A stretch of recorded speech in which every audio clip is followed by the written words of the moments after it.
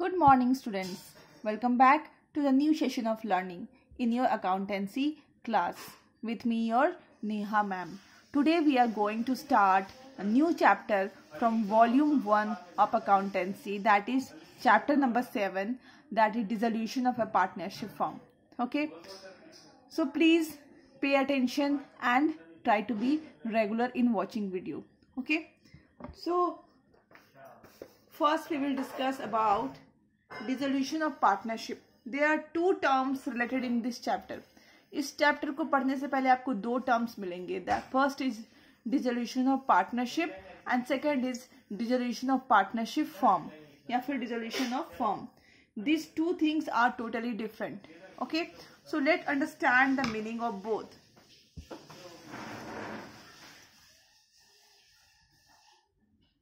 Dissolution of partnership. ठीक है, तो हम लोग अभी दो टर्म डिस्कस करने वाले हैं, dissolution of partnership and dissolution of partnership form. Okay, या फिर पार्टनर फॉर्म्स. ओके, तो आपको बहुत ही ध्यान से सुनना है दोनों का मतलब होता क्या है और इसके साथ ही दोनों का डिफ्रेंशिएट कैसे आप करते हैं. तो डिसोल्यूशन ऑफ फॉर्म का मतलब होता है, आज का वीडियो बेसिकली कंसेप्चुअल वीडियो है, इसको देख करके आपको नोट्स भी बनाने हैं. ठीक है, दो वीडियो के बाद हमारा प्रैक्टिस क्वेश्चन प्रैक्टिस स्टार्ट हो जाएगा. ओके, अकाउंटिंग ट्रीटमेंट स्टार्ट हो जाएगा. तो अभी डिसोल्यूशन ऑफ पार्टनरशिप का मतलब होता है means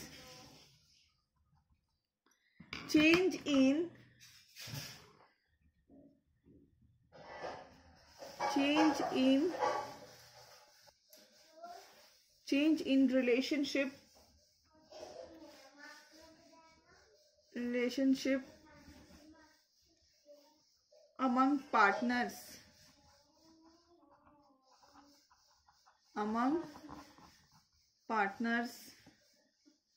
but the firm continues.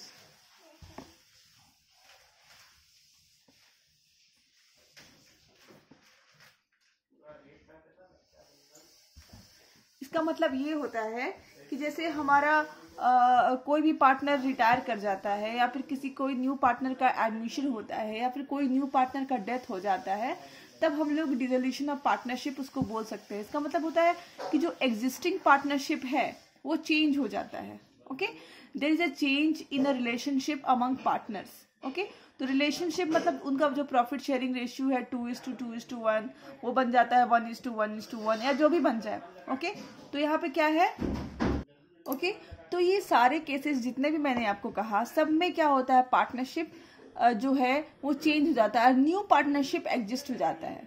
ठीक है, तो पार्टनर्स के बीच का रिलेशन चेंज होता है बट द फर्म मतलब या तो बिजनेस जो है वो कंटिन्यू चलता रहता है. Okay, this is one meaning of या फिर मीनिंग ऑफ पार्टनरशिप. ठीक है, dissolution of partnership. Then next is dissolution of firm. अब डिसोल्यूशन ऑफ फर्म या फिर हम लोग जो हेडिंग लिखे हैं डिसोल्यूशन ऑफ पार्टनरशिप फर्म, दोनों का मतलब एक ही होता है. इसका मतलब क्या होता है, dissolution of firm means business is closed. It means business is closed and firm is dissolved. ठीक है, इसका मतलब क्या होता है, डिसोल्यूशन ऑफ फर्म का मतलब होता है कि बिजनेस क्लोज हो चुका है और फर्म डिस्क्लोज्ड हो चुका है. ठीक है, फर्म इज डिसॉल्व्ड. ओके, बस का मतलब होता है कि बिजनेस हमारा बंद हो चुका है और फर्म क्या हो गया है, डिसॉल्व्ड हो गया है, बंद हो गया है. ओके, तो यहाँ पे ऐसा कुछ नहीं है कि चेंज हो रहा है पार्टनरशिप या फिर जो बिजनेस है वो कंटिन्यू हो रहा है. Nothing, the business is closed in simple words and the firm is dissolved. Firm जो पूरा का पूरा बंद हो चुका है. ठीक है, अब हमारा बुक में I am taking the notes from your book only for your convenience. Okay, तो यहाँ पे हम लोग लिखते हैं कि अब हम लोग देखेंगे कि पार्टनरशिप का वो डेफिनेशन क्या है. ठीक है, डिसोल्यूशन ऑफ पार्टनरशिप का डेफिनेशन देखते हैं। तो यहाँ पे डेफिनेशन भी आपको दिया हुआ है। According to section 39 of Indian Partnership Act 1932 says that dissolution of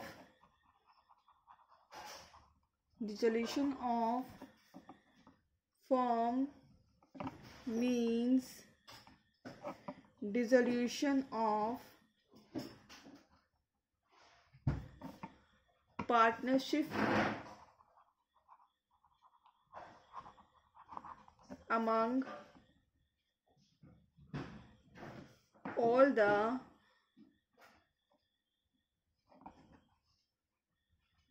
partners in the firm।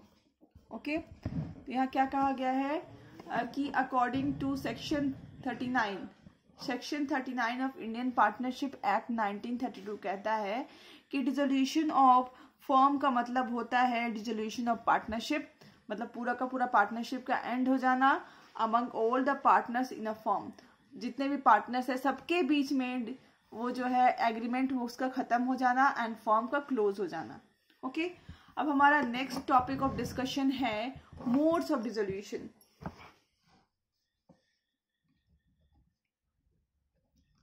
Modes of dissolution, ठीक है, मतलब मोड्स मतलब होते तरीके, कौन कौन से तरीके हैं जिससे फर्म जो हमारा है वो क्या हो जाता है, डिसॉल्व हो जाता है, बंद हो सकता है। ठीक है, पहला है बाय म्यूचुअल एग्रीमेंट।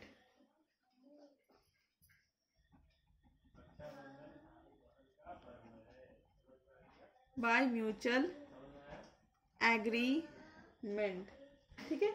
अब म्यूचुअल एग्रीमेंट का मतलब होता क्या है, मतलब होता है कि आपस में आप लोग एग्रीमेंट होता है, मतलब आपस में सहमति बनती है कि ठीक है चलिए अब हम लोग क्या करते हैं, फॉर्म को बंद कर देते हैं, डिसॉल्व कर देते हैं। ठीक है, इसको हम लोग बोलेंगे बाय म्यूचुअल एग्रीमेंट। इसको हम लोग दूसरे वर्ड्स में बोल सकते हैं कि वॉलंटरली, मतलब अपने आप अपने सहमति से, bye will, bye voluntarily.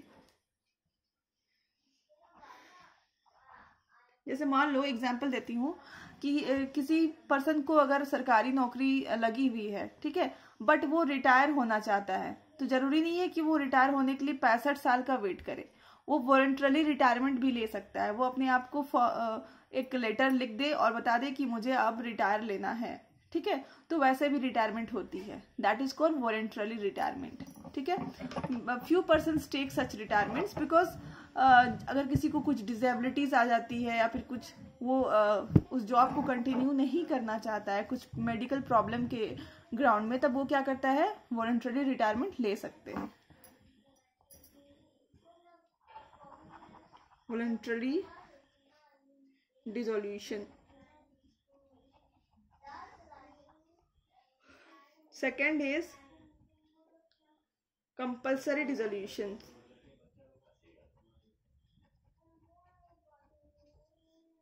Compulsory dissolution, compulsory मतलब कि उनको डिसॉल्व होना ही करना है। ठीक है, मतलब वो लोग चाहे या नहीं चाहे उनको कंपल्सरी है कि उनको अपना फॉर्म बंद करना पड़ेगा। ऐसा सिचुएशन कब आते हैं, जब सारे के सारे पार्टनर जो है वो इंसॉल्वेंट हो जाते हैं। इंसॉल्वेंट को हिंदी में बोलते हैं दिवालिया हो जाना। ठीक है, उनको कोर्ट घोषित कर देती है कि ये लोग दिवालिया हो चुके हैं, तब क्या करना पड़ता है, कंपल्सरी डिसोल्यूशन हो जाता है, मतलब फॉर्म को बंद करना ही पड़ता है। तो एग्जाम्पल क्या है, when the form may be compulsory, when all the partners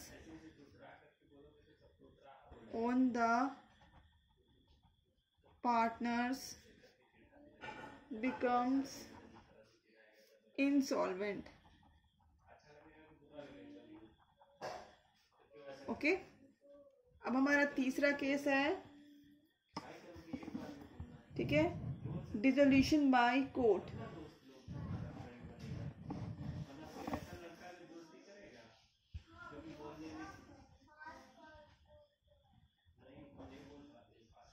dissolution by court. Okay, dissolution by court, ये क्वेश्चंस, इसमें से बहुत सारे क्वेश्चंस आपको बीच बीच में से उठा के पूछते हैं कि मान लो ऑब्जेक्टिव्स में ऐसा क्वेश्चंस आता है कि मान लो दिस इज इम्पोर्टेंट टॉपिक कि मान लो कोर्ट किसी भी बंदे को कैसे बोल सकता है कि आप डिसॉल्व करो, ठीक है, ऑन 3 ग्राउंड्स। ओके, पहला है when person is of unsound mind. Okay, जब पर्सन क्या हो जाता है, अनसाउंड माइंड का हो जाता है। अनसाउंड माइंड मतलब अनसाउंड माइंड, ठीक है, अनसाउंड माइंड मतलब पागल हो जाना, वो कुछ उसके जो सेंस ऑर्गन्स होते हैं वो कुछ भी सोच समझ नहीं सकता है, उसको हम लोग क्या बोलते हैं, अनसाउंड माइंड का हो जाना। Okay, then second, permanently incapable.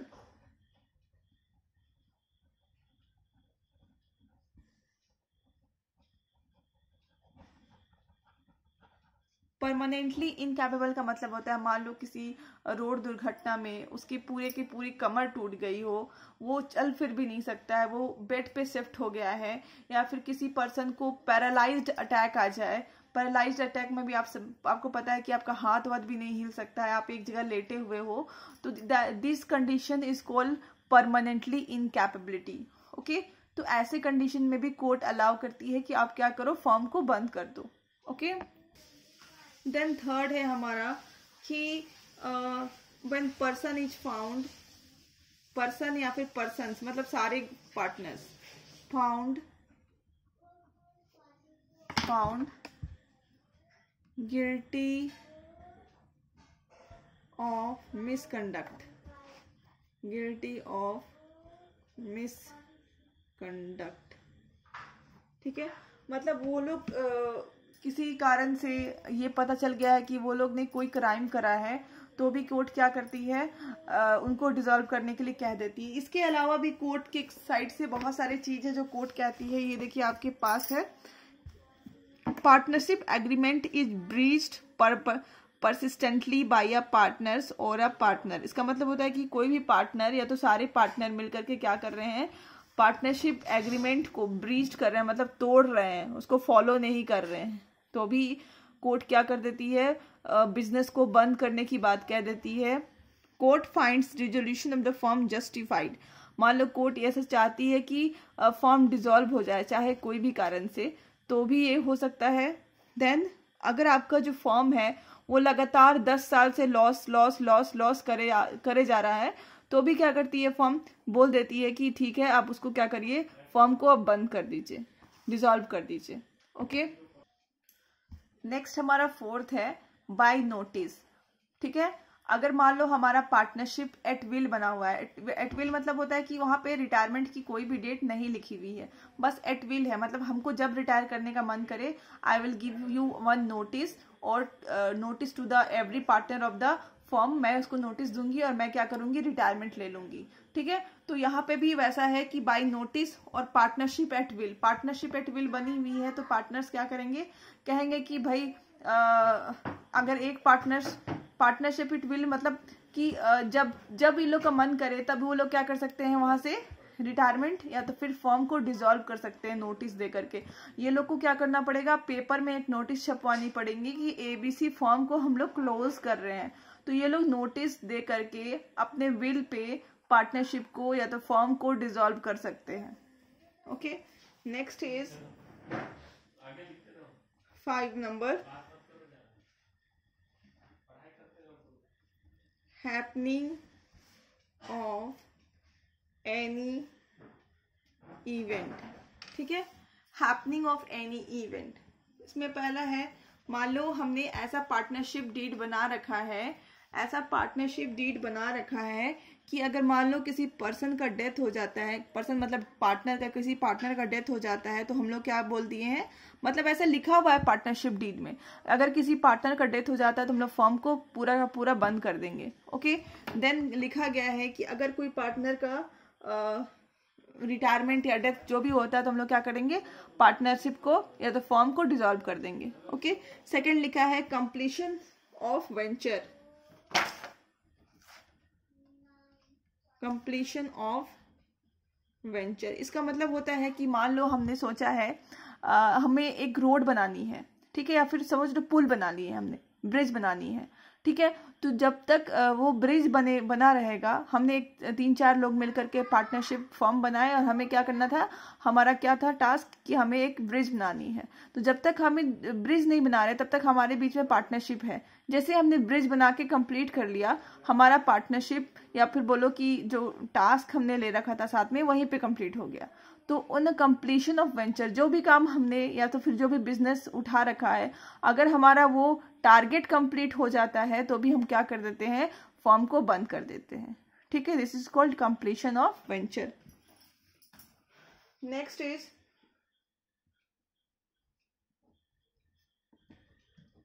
Expiry of term. मान लो हमने पार्टनरशिप डीड में कह रखा था कि हम लोग 10 साल के लिए कोई भी पार्टनरशिप जो फॉर्म है 10 साल के लिए ही चलाएंगे। 10 साल खत्म हो जाएगा मतलब हम लोग अपने फॉर्म को क्या करेंगे, डिसॉल्व कर देंगे, बंद कर लेंगे, ठीक है। तो यहाँ पे क्या है, एक्सपायरी ऑफ टर्म, और मैं यहाँ पे लिख रही हूँ ETC, और 2-3 रीजंस आपके बुक में दिए हुए हैं, ठीक है। अब हम लोग पढ़ेंगे settlement of account.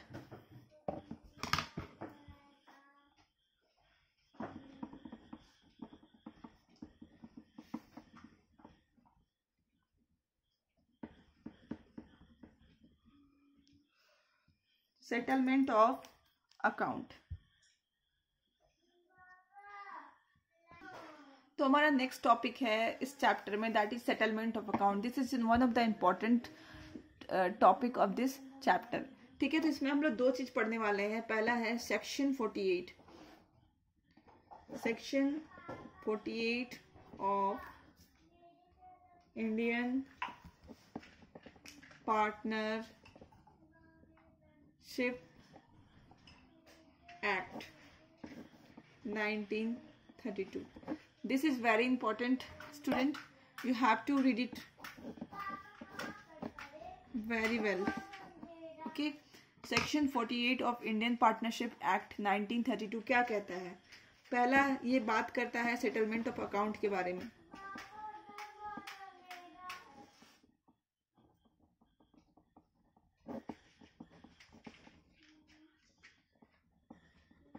Settlement of account का मतलब होता है लॉसेस, कि मान लो अगर हमारे पास बहुत सारा लॉसेस है तो उसको हम लोग कैसे चुकाएंगे, ठीक है, कैसे उसको मेकअप करेंगे, ठीक है। तो पहला कहता है firstly paid out of profit.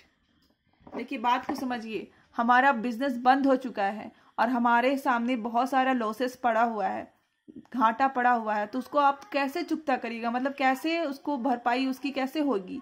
तो लिख रहा है सेक्शन 48 1932 क्या कहती है, इंडियन पार्टनरशिप एक्ट कहती है कि पहले आप उस लॉसेस को firstly paid out of profit, पहले आप उसको प्रॉफिट से पे करने की कोशिश करिए। जैसे हमारे पास बहुत सारे रिटेन्ड अर्निंग्स होते हैं या फिर फ्लोइंग बैक ऑफ प्रॉफिट होते हैं, तो आपके पास अगर कोई भी प्रॉफिट पड़ा हुआ है तो पहले उस लॉसेस को, प्रॉफिट को, उस लॉसेस को क्या करिए, उस लॉसेस की हम बात कर रहे हैं, उस लॉसेस को क्या करिए, अपने प्रॉफिट से उसको देने की कोशिश करिए। और अगर आपके पास प्रॉफिट नहीं है तो आप सेकेंडली क्या करिए, then paid out of capital. उसके बाद क्या करिए आप, अगर आपके पास प्रॉफिट नहीं बचा है तो आप जो पार्टनर्स के कैपिटल है उसमें से दे दीजिए, ठीक है, उसमें से पे करने की कोशिश करिए। अगर वो भी कम पड़ जाए तो lastly bye partners in profit sharing ratio.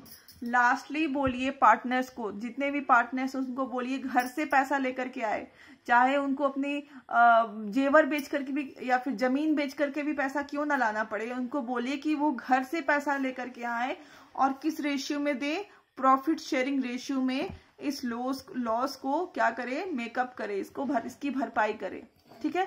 तो ये बात कौन कहता है, section 48 of Indian partnership act 1932 को कहती है कि अगर कोई लॉस हुआ है तो उसको पहले आप क्या करो कि प्रॉफिट से पे करने की कोशिश करो। अगर आपकी प्रॉफिट कम पड़ जाती है देन आप उसको कैपिटल यूज करो।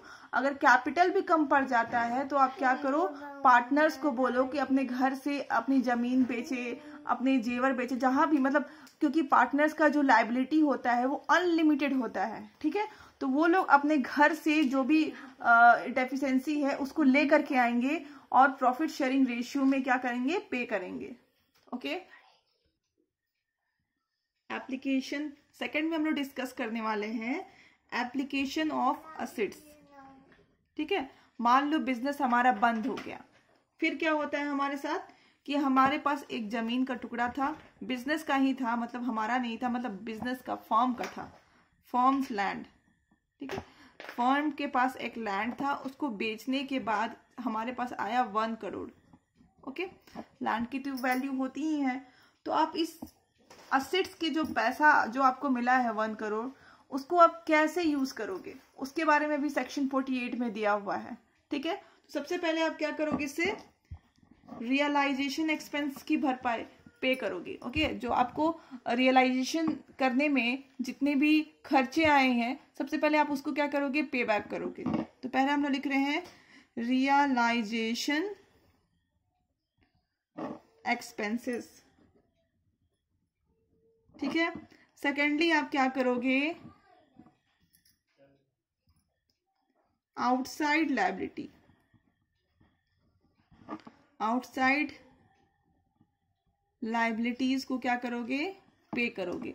आउटसाइड लायबिलिटीज की भी 2 कैटेगरी होती है, एक तो होती है सिक्योर्ड, तो आप स्टार्टिंग में क्या करोगे, सिक्योर्ड को पे करोगे। सिक्योर्ड का मतलब होता है कि ऐसे सिक्योरिटी, ऐसी जो आउटसाइड लायबिलिटी जहां पे आपको सिक्योरिटी देना पड़ता है, ठीक है, तब जाकर के वो आपको क्या कर देती है, लोन देती है। ठीक है, जैसे आपको जमीन लेने गए तो आपको क्या कर रखना पड़ा, लोन लेने गए तो आपको बिल्डिंग गिरवी रखना पड़ा या फिर कुछ सामान मोर्टगेज रखना पड़ा। ठीक है, तो वैसे जो है लायबिलिटीज हैं उसको बोलते हैं सिक्योर्ड लायबिलिटीज। तो पहले आप उसको पे करोगे, देन अगेन आउटसाइड लायबिलिटी,